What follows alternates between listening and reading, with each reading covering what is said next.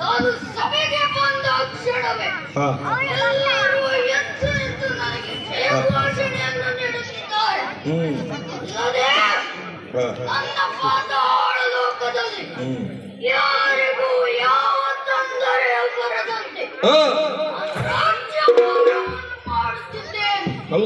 ಅಲ್ಲದೆ ನನ್ನ